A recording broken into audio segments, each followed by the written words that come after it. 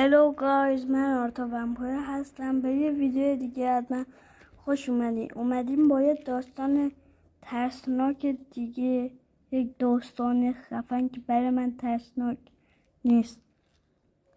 شما این داستانه که من ریاکت میرم بهش، چون شما اینا رو میبینین اصلا خواب ترس یه چیزی میبینین، من که اصلا هیچ.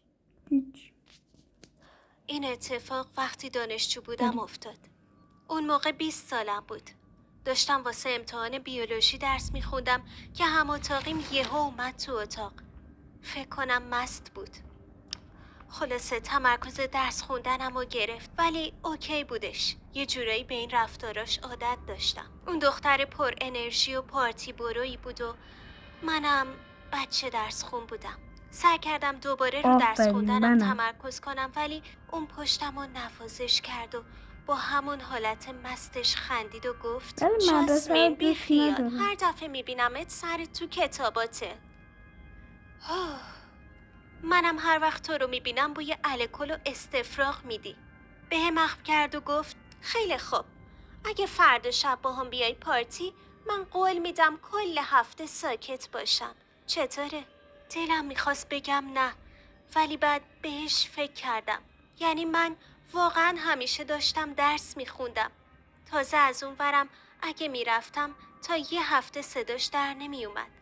معامله خیلی خوبی بود. واسه همین قبول کردم و بعد به درس خوندنم ادامه دادم. فردای اون روز آماده شدیم. خیلی وقت بود تیپ خفن نزده بودم. واسه همین خیلی هیجان زده بودم. پارتی خیلی شلوغی بود. پر از آدمای مست در حال رقص و پریدن. پارتی توی زیرزمین بودش. البته جای خیلی بزرگی بود. دروغ چرا؟ منم چند تا لیوان مشروب خوردم. مست نشدم، ولی یکم تلو تلو میخوردم.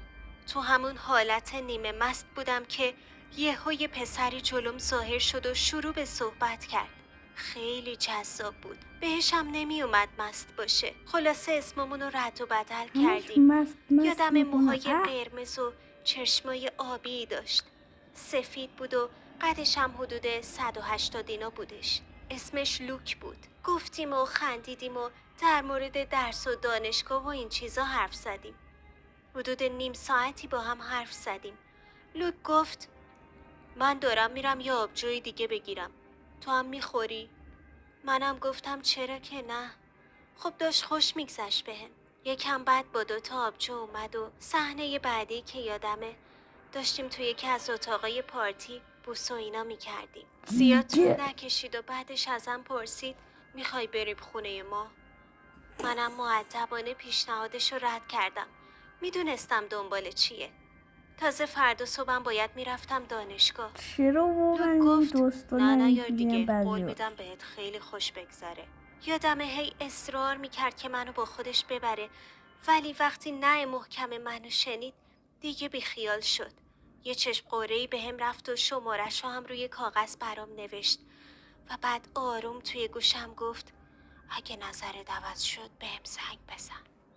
بعدش هم رفت و منم رفتم خوابگاه. روز بعد تو تخت خوابگاه از خواب پا شدم. البته با صدای خور و پف هم اتاقیم. میخواستم برم دوش بگیرم که یه کاغذ از جیبم افتاد. یه شماره بود که باعث شد لوکو یادم بیاد. ولی کارای مهمتری داشتم. دوش گرفتم و رفتم سراغ درسام. یادمه داشتم درس میخوندم که ناگهان سرم گیج رفت و صحنه بعدی تو تخت بیمارستان بودم و چند تا پلیس و پرستار دور و برم داشتن ازم سوال میکردن.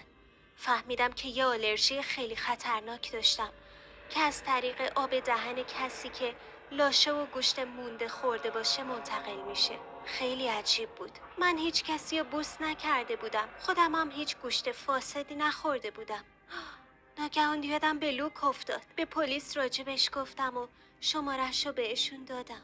چند هفته گذشت و آلرژیم کمتر شده بود. واسه همین دوباره به زندگی نرمال برگشتم. تازه امتحانم رو داده بودم که گوشیم زنگ خورد.